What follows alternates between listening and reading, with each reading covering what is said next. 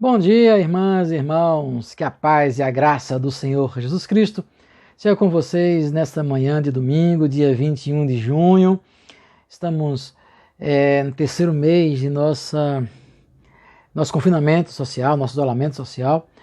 São 3 meses em que nossa escola dominical acontece aqui de forma virtual, tá certo? Então, mais um domingo, vamos continuar com os estudos da Palavra de Deus, sem aquele nosso debate clássico da nossa escola dominical, mas pelo menos podendo refletir, fazer algumas reflexões, e aí, quando voltarmos às nossas reuniões presenciais, nós voltamos aos debates, e quem sabe esses temas podem voltar a ser debatidos em nossa escola dominical. Tá bom, irmãs e irmãos? Mas antes nós vamos orar ao Senhor, ouvir um louvor para começar o nosso estudo. Oremos ao Senhor nesse instante. Pai Santo, Pai Bendito, nós te agradecemos pela oportunidade de estarmos mais uma vez juntos nesse momento de escola bíblica dominical. Mesmo distantes, podemos aprender, estudar tua palavra, aprender do Senhor e nos alimentarmos para compreendermos qual o nosso papel enquanto cristãos em uma sociedade que nos cerca, muitas vezes tão desigual. Em nome de Jesus, nos ensina nesta manhã. Nós te oramos na certeza de que tens ouvido nossas orações e tem cuidado de nós. Em nome do Senhor Jesus. Amém. Vamos ouvir um louvor. Moisés tem nos brindado com esses louvores, né? Então vamos louvar ao nosso Deus.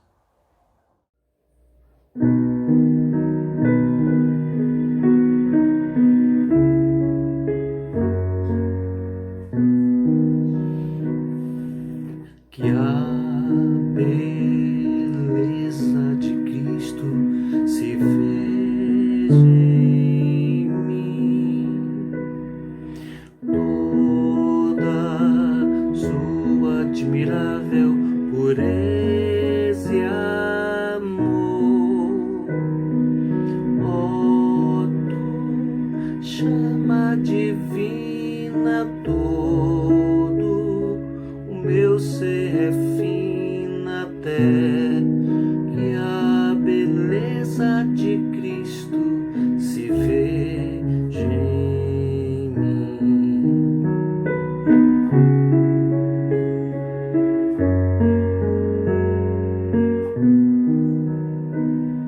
Que a beleza de Cristo se veja em mim, toda sua admirável pureza e amor.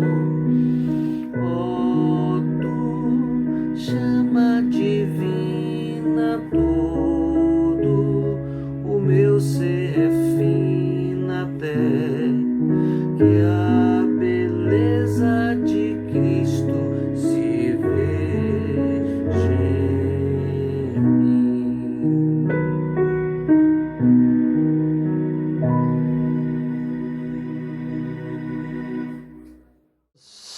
Desde o domingo passado, estamos estudando uma temática baseada num livro que a nossa irmã Silvia emprestou para eu ler. É um livro do Justo Gonzalez, Desafios do século XXI para o pensamento cristão. É um texto muito interessante, eu mostrei esse livro para vocês na semana passada. É um texto bem interessante, com algumas temáticas referentes a uma teologia para o século XXI. Então, Gonzalez divide o texto em alguns capítulos, onde faz algumas relações entre teologia e ecologia, teologia e economia, teologia e catolicidade, são temas que ele trabalha na primeira parte do seu livro. Numa segunda parte, ele vem com alguns estudos bíblicos pautados em alguns versículos, textos bíblicos, mostrando os desafios que nós enfrentamos como cristãos no século XXI, mas seguindo essa mesma relação com a temática que ele trabalhou na primeira parte do livro. Então, nós fizemos uma abordagem mais ampla na escola dominical do domingo passado. Inclusive, nós tivemos uma escola que ficou com um tempo maior do que o normal, onde ali podemos perceber algumas visões de mundo, a visão a partir da matriz grega, podemos perceber a visão platônica e a visão aristotélica, e como o cristianismo ele nasceu em um berço grego de influência platônica e de influência aristotélica. Essas duas visões de mundo apontam para como a igreja interpreta a escritura e, consequentemente, se posiciona diante de algumas situações. Como o tema da aula passada, do nosso encontro passado, era teologia e ecologia, então vimos como é que a igreja, a partir dessas duas perspectivas, platônica e aristotélica, se debruça diante da questão da criação, do cuidado da terra, da relação com a criação, da relação do cristão com o ecossistema. E aí fomos para a Escritura Sagrada, e a partir do texto da criação, das duas narrativas da criação, Gênesis 1 e Gênesis 2, podemos perceber que o olhar que Deus nos dá é nem platônico, nem aristotélico, mas um olhar do cuidado, do cuidar da natureza. Somos criados do pó da terra, tanto quanto os outros elementos da natureza. Por isso, a nossa relação com a natureza deve ser de cuidado, de preservação, de coparticipante dessa natureza, porque, afinal de contas, fomos criados por Deus e Deus nos soprou o fôlego da vida para, como Ele, cuidarmos da terra. Façamos o homem à nossa imagem e semelhança. Nós vimos isso na semana passada. Hoje, o nosso desafio para o século XXI é pensarmos a relação da teologia com a economia. E aí eu vou seguir algumas abordagens que Justo Gonzalez faz, mas trago também algumas leituras pessoais, algumas leituras e análises bem pessoal desse tema, tá certo? Mas eu sigo ainda a mesma linha de raciocínio de Justo Gonzalez, tá certo? Então, mais uma vez, eu quero agradecer a Silvia esse presente, esse empréstimo que ela foi um presente, esse texto, um texto riquíssimo, muito bom para se ler, principalmente nesses tempos em que nós vivemos. Muito bem, pensar nesta relação da economia e teologia, muitas vezes nós não conseguimos relacionar muito bem, porque aquela perspectiva platônica de mundo que nos coloca nas coisas lá de cima, nas coisas apenas do céu, essa visão dualista de mundo, as coisas do céu e as coisas da terra, faz com que nós cristãos deixemos de pensar nas relações humanas, nas relações de produção, naquilo que gera riqueza e como a riqueza do mundo ela é produzida. Então, quando falamos em economia, nós estamos nos referindo nessa perspectiva das relações de produção, de como a riqueza gerada, nos modos de produção, como se produz a riqueza no mundo. Esta visão da economia mais contemporânea fez com que a igreja, de alguma forma, se ausentasse da discussão. Afinal de contas, nós não somos desse mundo, somos peregrinos desse mundo. Nós estamos em busca das coisas lá de cima, das coisas lá do alto. Somos passageiros, peregrinos. Então, essas relações humanas, relações de produção, relação de geração de riqueza, não cabe a nós.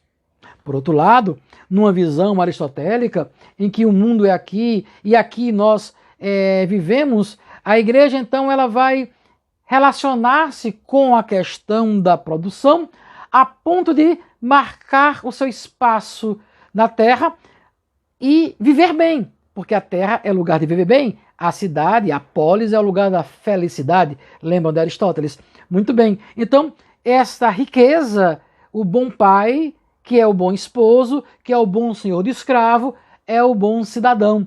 Ele é aquele que produz a riqueza. E aí há uma relação, uma interpretação da riqueza a partir de um viés aristotélico, e aí a bênção que eu tenho é Deus que me deu, Deus produziu, Deus fez com que eu chegasse a ter essa riqueza, e eu sou feliz e grato a Deus pela riqueza em que eu tenho. E se eu não tenho riqueza, eu sou grato a Deus, porque o meu lugar é este, Deus me fez assim, Deus me colocou nessa condição.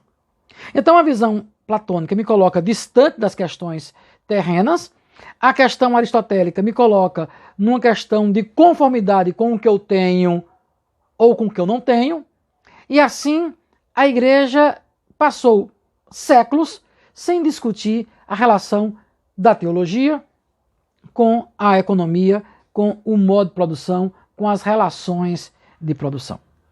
Eu quero pensar com vocês justamente, aí vou seguir Gonzalez, nessa relação histórica, como é que a igreja, o povo de Deus, relacionou-se com essas questões nos vários períodos históricos. E aí eu vou ser assim muito, como eu posso dizer, muito simplório. Peço desculpa aos economistas, peço desculpas a quem faz teoria econômica, história da economia.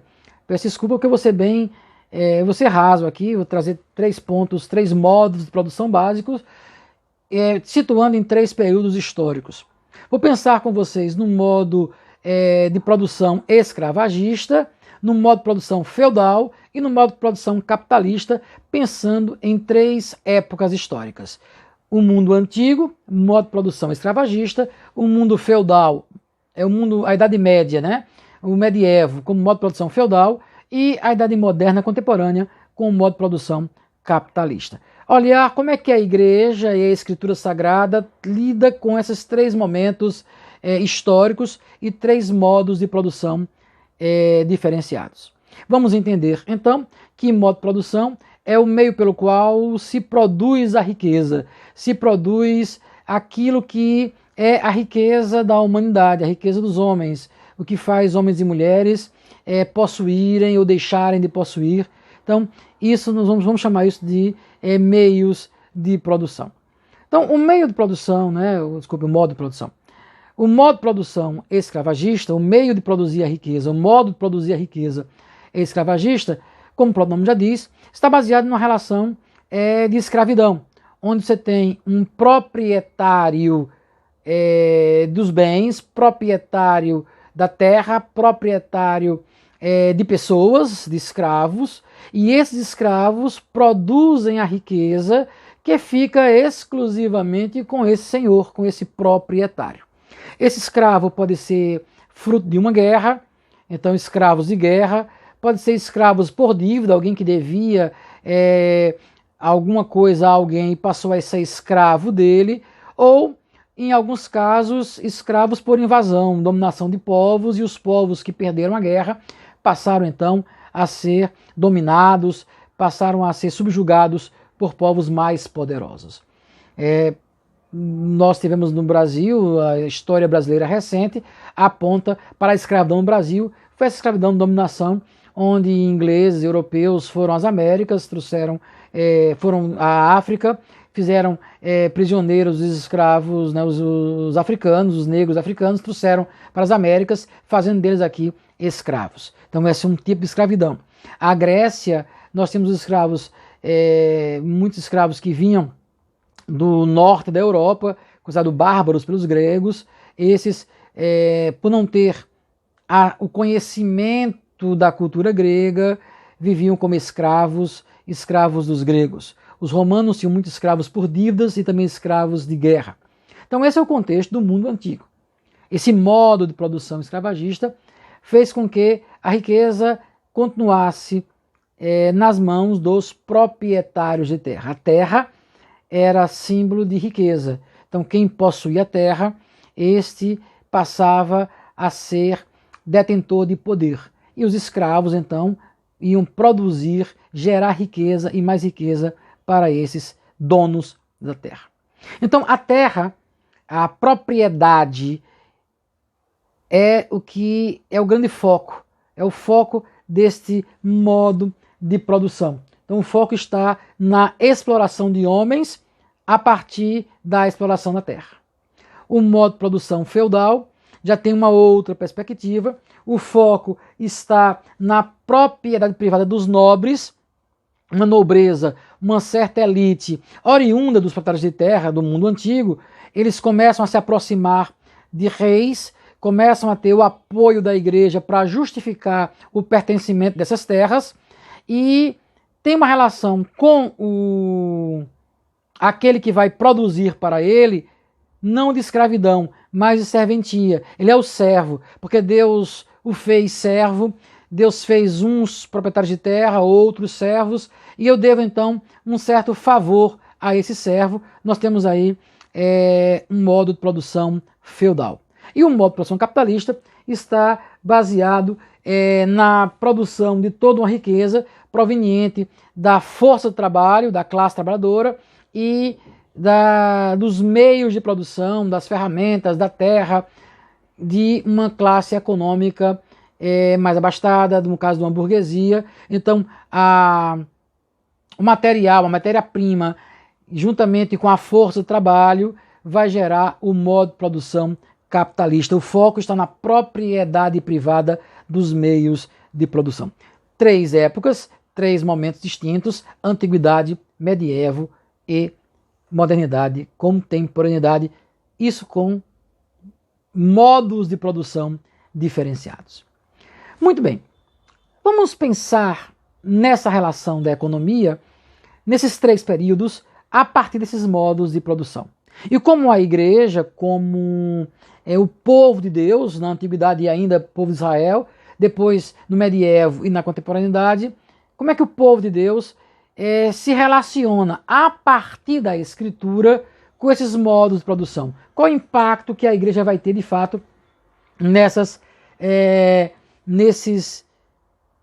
relação, nessa produção da riqueza, tá certo? Então, nesse cenário que eu quero pensar, quero refletir com vocês, fazer uma reflexão bíblico-teológica e buscar respostas para como podemos viver nesses tempos de conflitos econômicos, de conflitos sociais em que nós vivemos nos dias atuais.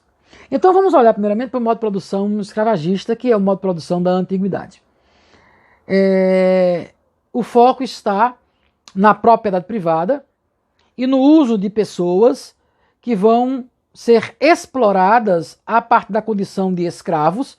E o escravo não tem liberdade, o escravo não tem opinião própria, o escravo não tem vontade própria, ele apenas faz aquilo que o seu senhor quer que ele faça. O escravo também é propriedade do dono da terra. Então o foco é a propriedade, seja a terra, seja o escravo. E aquele que produz, aquele que gera a riqueza, né? E aí é o senhor, o dono da terra, que vai gerar essa riqueza, porque o escravo é apenas uma ferramenta. Quanto mais riqueza ele produzir, mais bem posicionado ele é na sociedade em que ele está, em que ele se faz presente. Então, é interessante perceber, porque a própria legislação romana trazia essa perspectiva que a propriedade privada era mais importante do que tudo. Então, nem o Estado, dentro do direito romano, poderia intervir na propriedade, poderia ter domínio sobre a propriedade dos indivíduos. Então, essa ideia de propriedade, seja do escravo, seja da terra, essa ideia de propriedade, ela é muito forte e é protegida no próprio direito romano. Vejam o que diz Gonzales na página 60 do seu livro. Eu faço questão de fazer algumas leituras no texto com vocês. Diz Gonzales: em síntese, a preocupação inerente ao direito romano foi sempre o direito da propriedade e o direito de seus donos de usá-la como desejassem, sem impedimentos e nem limites por parte do Estado. Em Roma, as leis e os filósofos jamais exploraram outros regimes de propriedade, como haviam feito alguns das constituições gregas e filósofos gregos como Pitágoras e Platão. Foram essas duas tradições, contraditórias em muitos pontos, que debateram o mundo greco-romano no início da era cristã, que promoveram o pano de fundo diante do qual a Igreja antiga tomou suas primeiras decisões quanto às questões do uso do dinheiro. Então, para González, ele deixa muito claro que o foco do direito romano é a propriedade. E ninguém poderia estar interferindo no direito de propriedade. Isso fez com que a terra fosse colocada como algo mais importante, e o que ela produz, mais importante do que as próprias pessoas. Esse é o cenário do mundo antigo. É nesse cenário que Israel se faz presente. Antes dos romanos, nos povos anteriores, é nesse cenário que Israel se faz presente. E é interessante que a visão israelita, a visão que a Escritura Sagrada nos dá da criação, nós vimos na semana passada sobre isso, é diferente disso. Deus cria homem e mulher e coloca na terra para cuidar da terra. Ambos, homem e mulher, saem do pó da terra. Ou melhor, a mesma essência que é construída usando os demais entes da natureza, é formado o homem e a mulher. Deus sopra no homem e na mulher o fôlego da vida, para que eles possam, como Deus, possam ser cuidadores. Eles então, é dado a esse homem e essa mulher a terra para que eles possam ser cuidadores. Então, na visão bíblica, Deus não dá a terra para ser explorada, mas para ser cuidada. E é interessante que essa terra é terra dos antepassados. Veja o que diz a Escritura, tanto em Josué, capítulo 1, versículo 2, quanto em Levíticos 25, versículo 23. Josué 1, 2, veja o que diz a Escritura. Deus falando para Josué: prepara-te agora, atravessa esse Jordão, tu e todo esse povo, para a terra que estou dando aos israelitas. A terra é de Deus. Ele coloca essa terra na mão dos israelitas. Em Levítico, então, após eles terem ficado no deserto, estavam à beira da terra prometida, Deus diz para eles o seguinte: não se venderão terras em definitivo, porque a terra é minha. Estais comigo como estrangeiros e peregrinos. Percebem como Deus trata a propriedade? A terra não é sua, é de Deus. Deus deu a você para cuidar da terra. Então, quando Deus estabelece a sua lei, a lei mosaica é estabelecida para que Israel possa cuidar dessa terra, algumas coisas são bem interessantes. O judeu, por exemplo, a cada 6 anos, deveria deixar 1 ano a terra descansando, porque a terra é de Deus, tem que ter o descanso. A cada 50 anos, no ano do jubileu, a terra voltava ao dono de origem. Então, se houvesse dívida, houvesse algum tipo de ter perdido a terra por alguma questão, por dívida, por má administração, a terra voltava à família de origem, à tradição da família de origem. É o ano do jubileu, é o ano da festa. Então, quando Deus deu a terra para ser cuidada, Deus deu a terra para que ela pudesse ser, de fato, administrada. E não possuída, direito de posse, mas o direito de cuidar dessa terra. González assim nos fala, página 62 do livro dele, 62. O direito de Deus, como verdadeiro proprietário da terra, implicava também a obrigação de reservar a ele parte do produto da terra, tanto diretamente, na forma de dízimos e outras obrigações, como indiretamente, mediante doações aos pobres. Um viajante faminto ou sedento tinha o direito de entrar em um campo e comer quanto quisesse do grão ou da fruta, mas não pô-los no cesto para levar consigo. Encontramos isso em Deuteronômio, capítulo 23, versículos 24 e 25.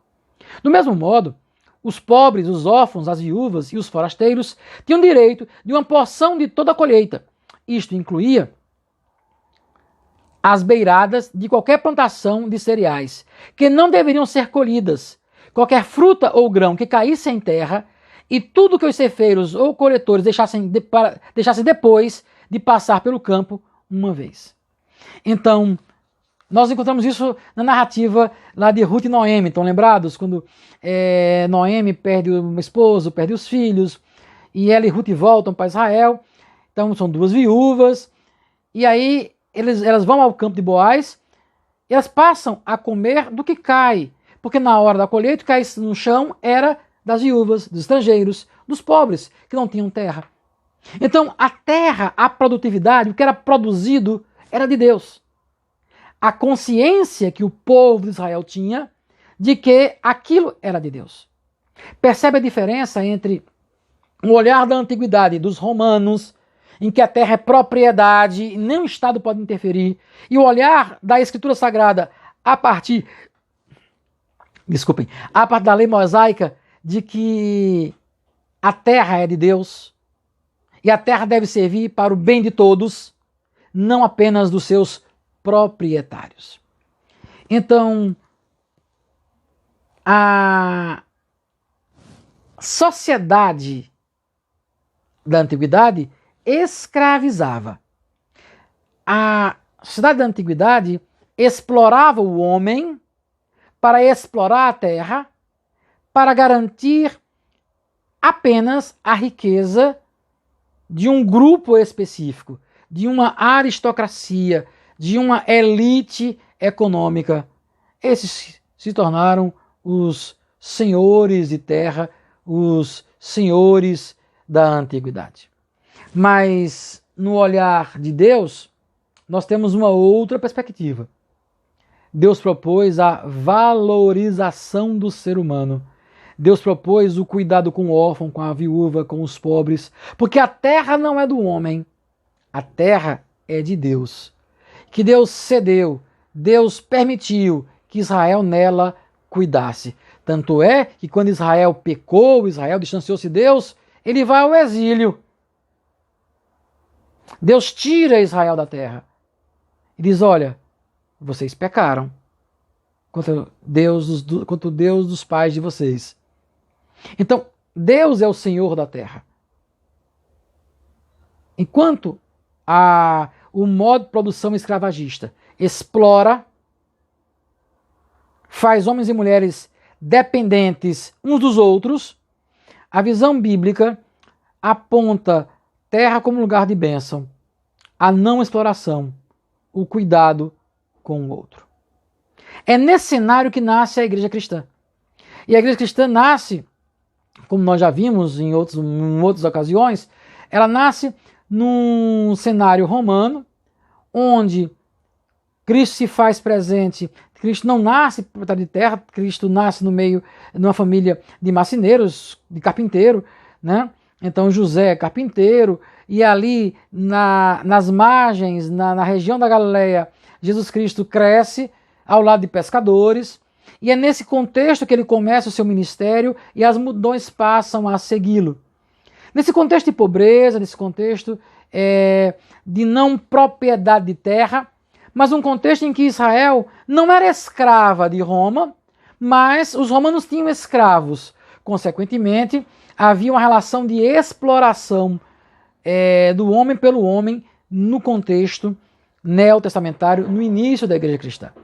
E essa igreja cristã, então, ela quando nasce enquanto comunidade, narrado ali em Atos capítulo 2, Atos capítulo 5, nós encontramos uma comunidade de pessoas pobres, que passam por necessidade, que andavam com Jesus, e agora aquela igreja, aquela comunidade de cristãos e de novas pessoas, eles começam a estar juntos.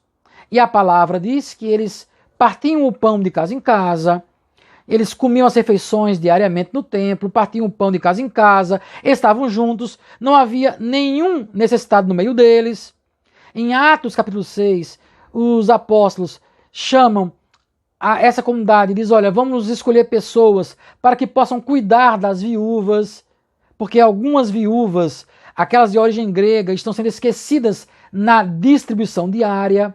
Então nós temos, no início da igreja cristã, uma comunidade que cuida uns dos outros, que não entende a propriedade como espaço de exploração, mas entende a reunião como espaço de comunhão. A ideia de koinonia. Koinonia traz a ideia de uma sociedade que organiza a ponto de um cuidar do outro. Essa ideia de koinonia que aponta para o cuidado, para a reunião da não exploração, mas a reunião de pessoas que se cuidam mutuamente, não explorando, mas trazendo a essas pessoas dignidade. Quando o apóstolo Paulo está na Macedônia, ele escreve, ele é socorrido na Macedônia, depois preso em Roma, ele escreve aos irmãos da Macedônia, pedindo uma oferta para a igreja de Jerusalém, que passava fome. Então a igreja de Jerusalém, que havia vivenciado essa partilha, esse cuidado, precisava agora que outros irmãos viessem e socorressem aquela igreja, se associassem, olha a ideia de comunhão, koinonia, associassem no sofrimento para partilhar as dores, porque evangelho é cuidado, evangelho é partilha, evangelho é essa associação de pessoas que se cuidam, que se dão, que se protegem e que não há exploração. Então, partilha, cuidado, não exploração, esta koinonia, uma sociedade de partilha, se faz presente nesse final da antiguidade, no início da cristandade. Mas, com o passar do tempo, esta ideia de koinonia, de cuidado, de partilha para o cuidado, ela vai se perdendo no seio da igreja. Com a chegada da igreja a Roma e a aceitação do cristianismo pelo Império Romano, fez com que, com a conversão de Constantino, imperador, a nobreza romana, aqueles proprietários de terra que exploravam, que tinham escravos, eles tornaram-se cristãos e começaram então a ver as práticas de koinonia da igreja. Só que a koinonia, esta sociedade de partilha, de cuidado mútuo, de comunhão, transformou-se em esmolas. Então, esse grupo de cristãos que estão na elite, que vieram de uma prática escravagista nas sociedades antigas, passam a dar esmolas.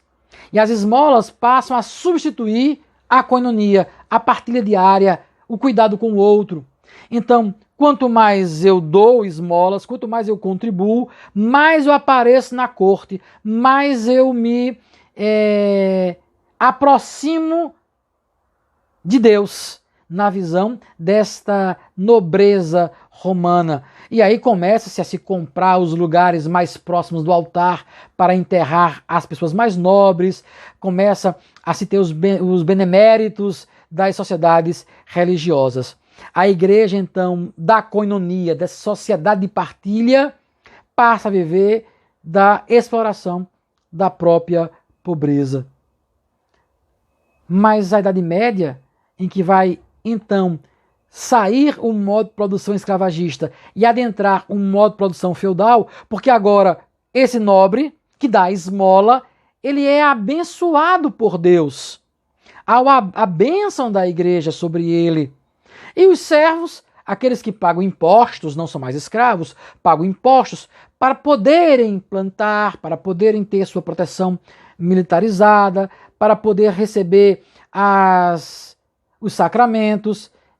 Essa população, esses servos, devem aceitar que são servos pela bênção divina, porque os nobres foram por Deus escolhidos para ser nobres. E a igreja, usando um discurso, faz com que esses servos produzam a riqueza que vai continuar na mão desse senhor feudal da antiga classe escravagista, agora um modo de produção feudal.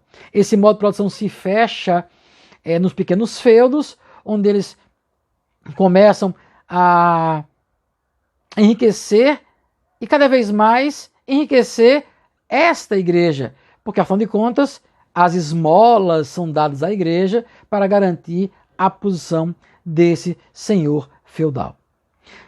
Como o cristianismo da koinonia, da partilha mútua, do cuidado, vai sobreviver nesse período do medievo?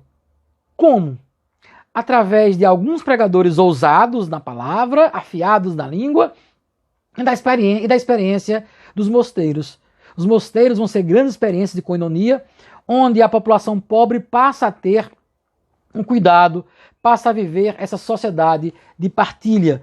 Então os mosteiros vão ser lugar de refúgio destas pessoas, lugar de refúgio desta população mais pobre, para poder viver a partilha, viver a não exploração, viver a comunhão, viver o evangelho. E através da palavra, da língua afiada de alguns dos pregadores, a denúncia a essa prática de exploração por parte da nobreza. Vejam o que Gonzales nos fala, referindo-se a um desses pregadores. Ele vai nos trazer isso falando de Basílio de Cesareia. Então, falando de Basílio de Cesareia, ele diz que uma das pregações, um dos textos de Basílio de Cesareia, Basílio assim afirma: o que é um avaro? Quem não se contenta com aquilo que necessita. O que é um ladrão? Quem toma aquilo que pertence a outros. Por que então não chamas a ti mesmo de avaro e ladrão, quando reivindicas com o teu o que recebeste apenas para administrar? Se chamamos de ladrão quem tira a roupa do outro, por que dá outro nome a quem pode vestir o desnudo e não o faz? O pão que tu retens pertence aos pobres. A capa que escondes em teu cofre pertence aos nus. Os sapatos que apodrecem em tua casa pertencem aos que andam descalços. Em outro momento, Basílio Cesareia afirma: quando é chegado o tempo, as sementes germinam e os animais crescem. Porém, os juros começam a crescer desde o momento em que são concebidos. As bestas ficam férteis cedo, porém, com a mesma rapidez, deixam de reproduzir. O capital, por outro lado, produz juros imediatamente, e estes continuam a se multiplicar até o infinito. Tudo o que cresce deixa de crescer quando chega no tamanho normal. Porém, o dinheiro dos ricos nunca deixa de crescer. Vejam que a pregação de algumas pessoas vai contra essa exploração dessa nobreza, desses senhores feudais, em relação aos pobres, os servos que passam a produzir a riqueza que vai ficar na mão dos senhores feudais. Houve uma resistência na Idade Média contra essa exploração sobre os servos. Contra essa exploração que é contrária ao Evangelho.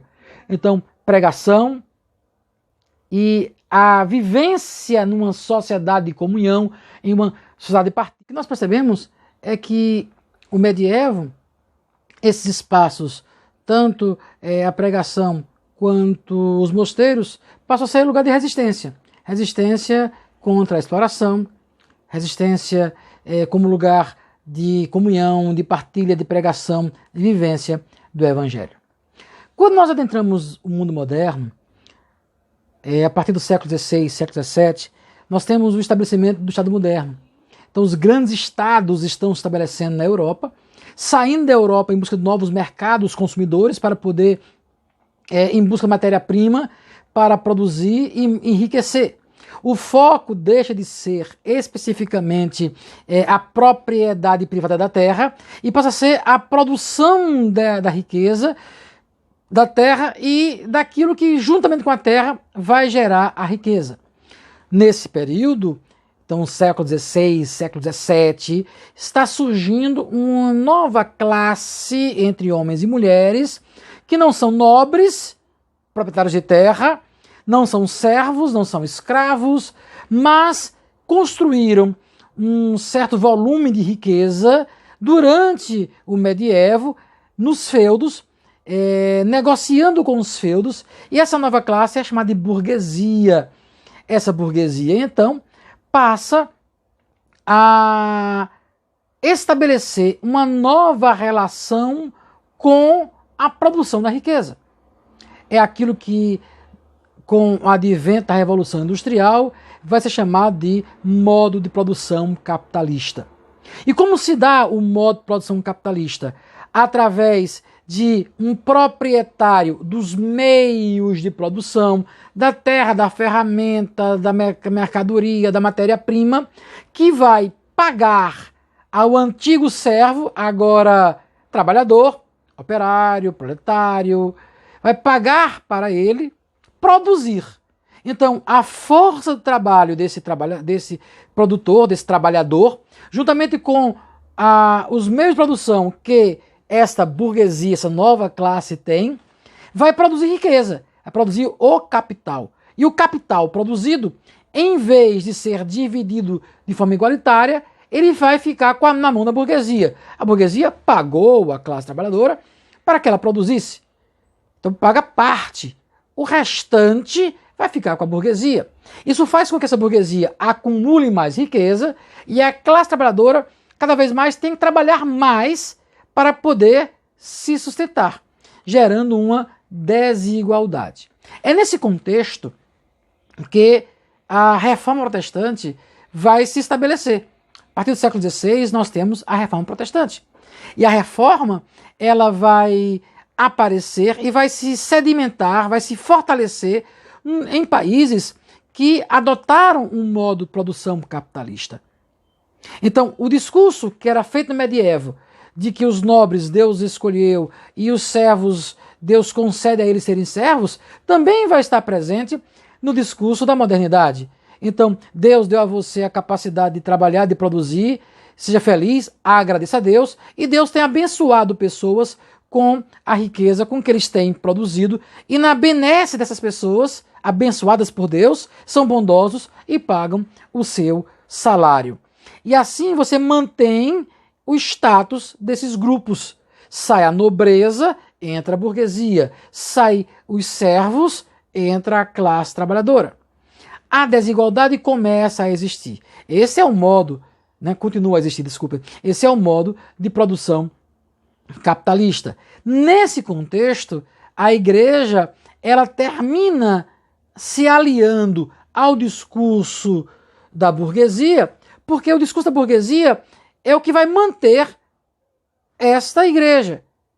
Como? Da mesma forma que os senhores feudais estavam, no passado, pagavam pelas ofertas, agora você tem grandes industriais cristãos que investem na pregação do evangelho, investem na propagação do evangelho. São as missões, as grandes missões. Para onde? Para os países distantes, para a China. A China, que no século XIX era colônia inglesa, para a Índia, colônia inglesa, para países da África, colônia espanhola, colônia belga, colônia portuguesa. Então veja, você vai ter colônia inglesa, você vai ter esses espaços que eram espaços de exploração dessa burguesia, passa a ser objeto de evangelização por parte da igreja. A igreja estava errada? Não estou dizendo isso.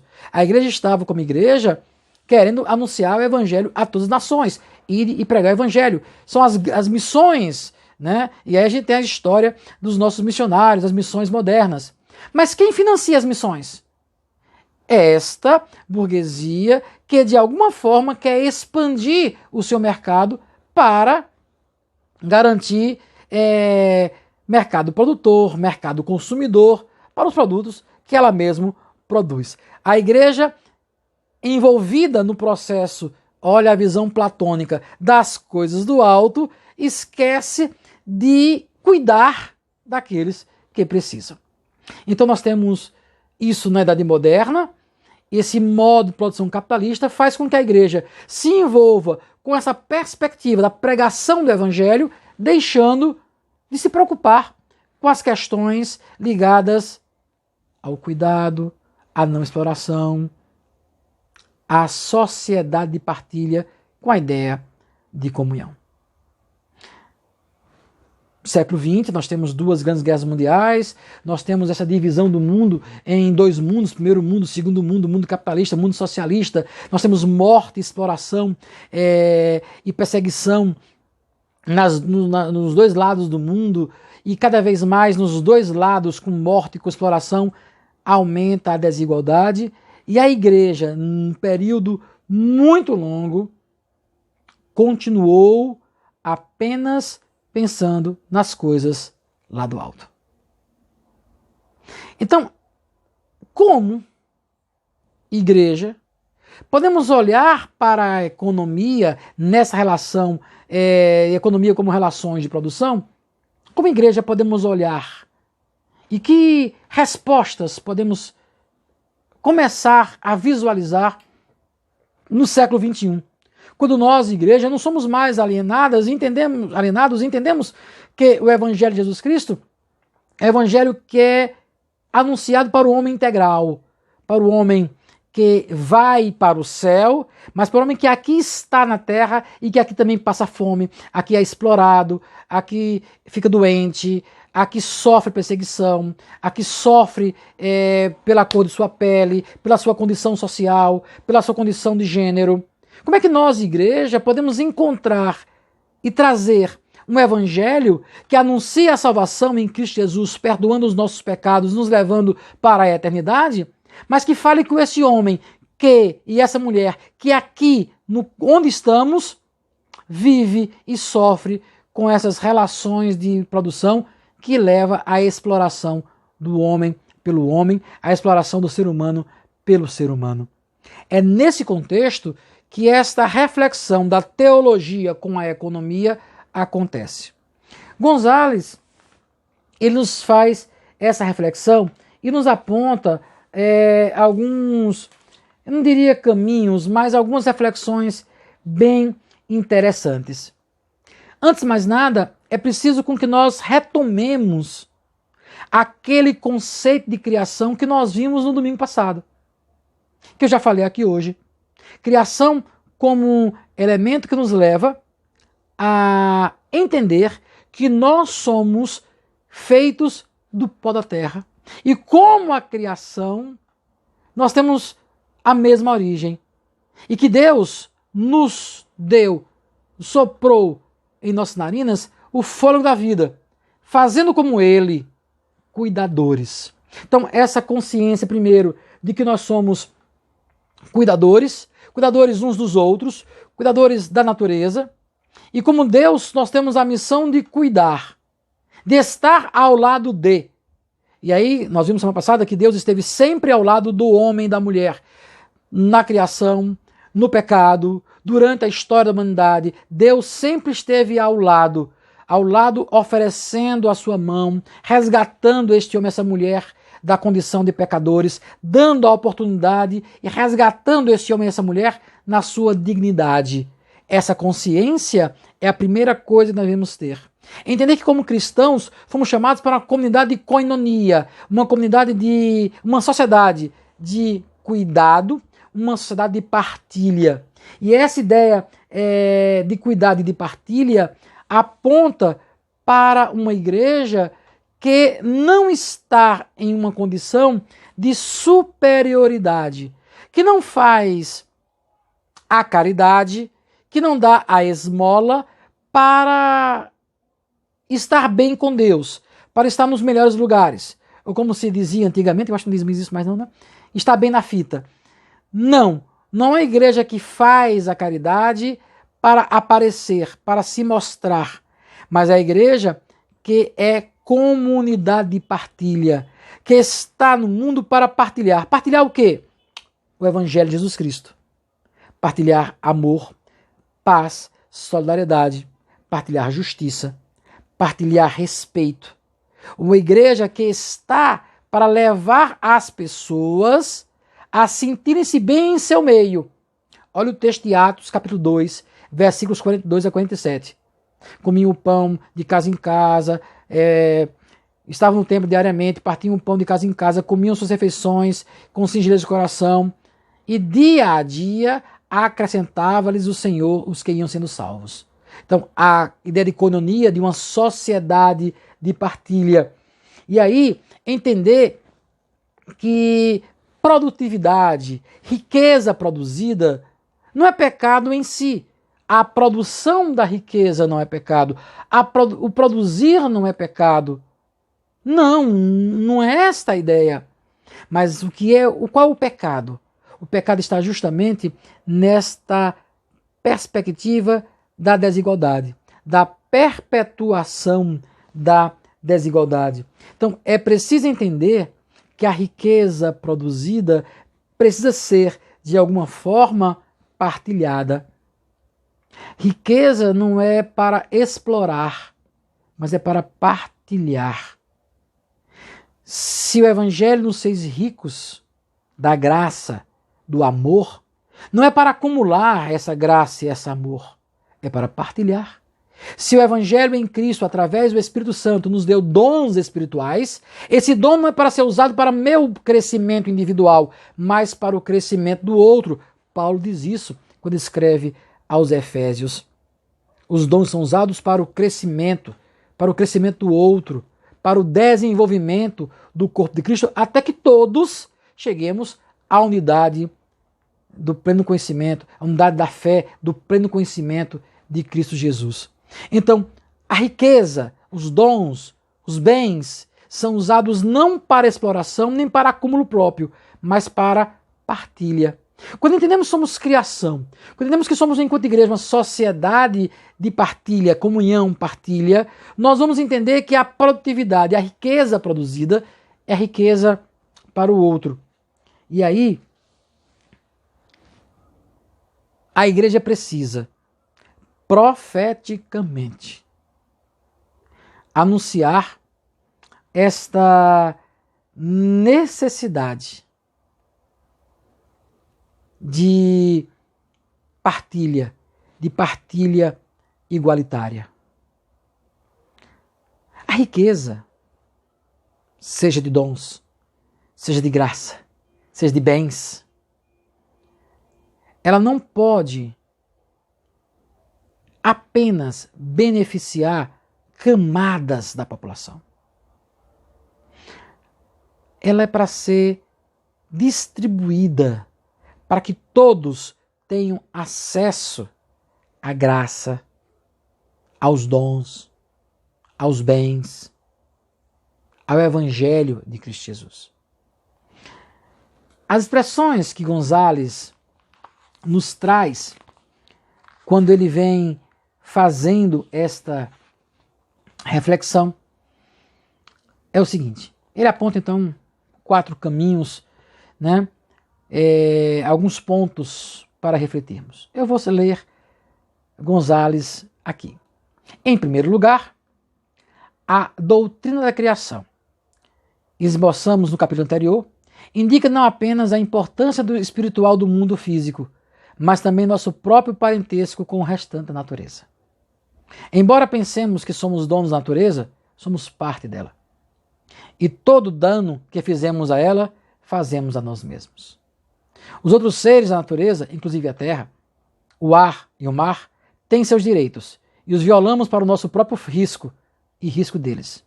Qualquer teoria econômica que anuncie o desenvolvimento à custa da exploração da natureza é errada e é diabólica. Em segundo lugar, isso implica que os direitos de propriedade são limitados, e não inclui o direito de abusar dela, como defendia o antigo direito romano e parecem crer algumas pessoas atualmente. Em termos tradicionalmente cristãos, a propriedade é, em certo sentido, uma mordomia, um empréstimo por um tempo com os propósitos limitados.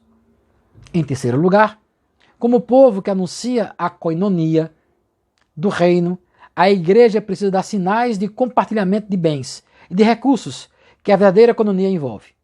E pela mesma razão, deve proclamar que o futuro da criação de Deus é um futuro de coinonia e não de propriedade privada no estilo da economia atual. E no último, nessa coinonia que busca o bem comum, os mais fracos precisarão receber maior atenção. Não porque sejam melhores ou porque mereçam mais, mas precisamente porque pelo fato de serem fracos e não tem quem defenda seus interesses. Na Bíblia, os fracos são principalmente as viúvas, os órfãos, os estrangeiros e os pobres. E aqui eu incluo os idosos, as crianças, né? Aqui nós incluímos outras categorias. Talvez hoje devamos adicionar outras categorias, o próprio Gonzaga coloca, como os anciãos, mulheres e as crianças maltratadas, os imigrantes, os sem documento, etc. Percebem que como igreja nós não podemos nos ausentar da discussão da economia? Economia como relações de produção. Nós, e sempre ouvimos isso, nós presbiterianos sempre ouvimos isso, né? Nós somos mordomos de Deus. O que nós temos não é nosso, é de Deus. Sempre ouvimos isso. Mas, muitas vezes, na maioria das vezes, nós tratamos o que Deus tem nos dado, os bens, os dons, a graça, o evangelho, como uma propriedade privada que não abrimos mão. Somos mordomos para cuidarmos dessas coisas e através dessas coisas que Deus nos dá, cuidarmos do outro. Esta ideia do cuidado é a ideia do evangelho. O evangelho que não explora, o evangelho que partilha, o evangelho que não destrói, o evangelho que cuida, o evangelho que não discrimina, o evangelho que inclui. Dessa forma, podemos compreender como Deus tem ensinado ao seu povo no decorrer dos anos. Não é um discurso novo. Desde a lei mosaica, esse cuidado está presente, como nós vimos. Passa pela igreja primitiva e chega a nós. Essa ideia de uma igreja que cuida, igreja que entende a economia de uma outra forma. Que Deus abençoe, que possamos compreender cada vez mais estas coisas. Dava uma discussão legal, né? A gente aqui na Escola Dominical podia discutir isso, podia falar mais sobre isso, né? Mas infelizmente, de forma virtual, esses debates não podem, não dá para a gente acontecer, tá certo? Em breve estaremos juntos para isso, tá bom? Vamos ouvir mais um louvor? Daqui a pouco a gente volta para orar e encerrar a nossa escola.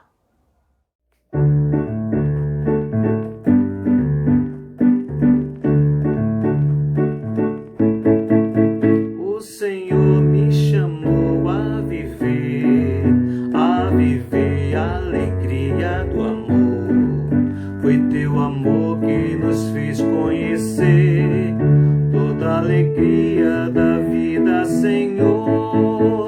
Senhor da vida, teu amor nos faz recomeçar.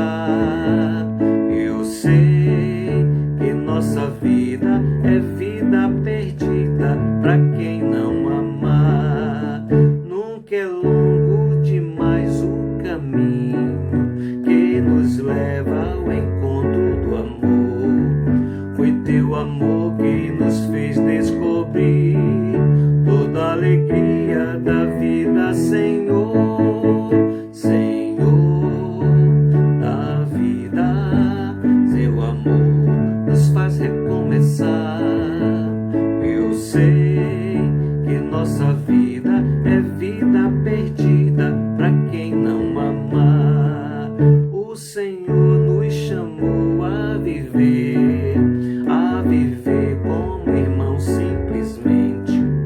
Foi teu amor que nos fez descobrir que o próprio Deus vive a vida da gente. Senhor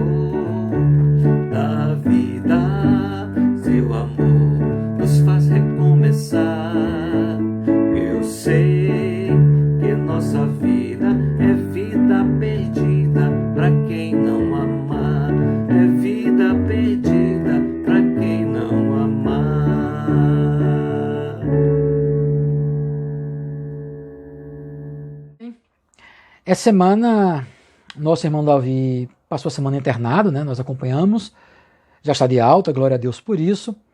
Deus, em sua misericórdia e seu cuidado, pôde dar a seu servo esse tratamento.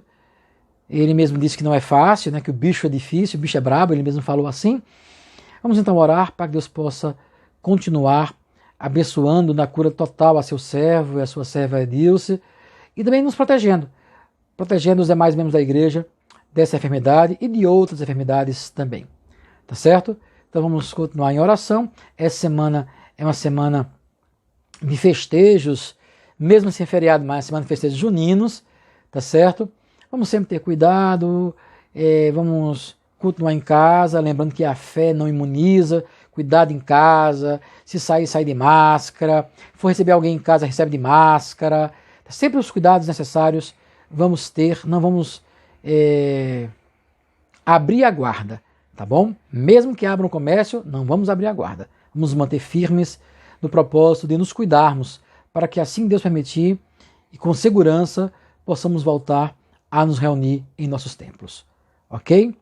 Nós vamos orar, nosso culto à noite hoje, não esqueçam, 6 horas da tarde, 18 horas, coloco o link para vocês, vamos ter o nosso culto, tá certo? Culto de louvor e adoração ao Deus Todo-Poderoso, aqui em nosso canal do YouTube da Igreja Presbiteriana Unida do Salvador. Vamos lembrar que a gente tem, à noite, o nosso culto é partilhado também com a IPU de Mangabeira, tá certo? Vamos lembrar de sempre orar pelos irmãos dessa nossa igreja irmã, ok? Vamos orar ao nosso Deus? Pai bendito, em nome de Jesus Cristo, muito obrigado pela paz, obrigado pelo teu cuidado, pela bênção de estarmos reunidos enquanto igreja, mesmo distantes, podemos partilhar a tua palavra. Nos ajuda, Senhor, a compreendermos nosso espaço como igreja, espaço de partilha, de cuidado, espaço, ó Deus, de proteção, de não acúmulo, mas de distribuição, de dividir aquilo que nós temos. Graça, dons, justiça, amor, bens. Que assim, ó Deus, como igreja de Jesus Cristo, possamos fazer diferença no mundo, diferença onde nós estamos. Obrigado pela tua palavra. Obrigado, ó Deus, porque podemos aprender de ti. Nós te louvamos e te agradecemos. E te pedimos que à noite nos reúna mais uma vez para a glória do teu nome. Em Cristo Jesus, nosso Senhor, nós te oramos. Amém. Amém, irmãos, fiquem na paz do Senhor eterno. À noite nós nos encontramos às 18 horas. Até lá.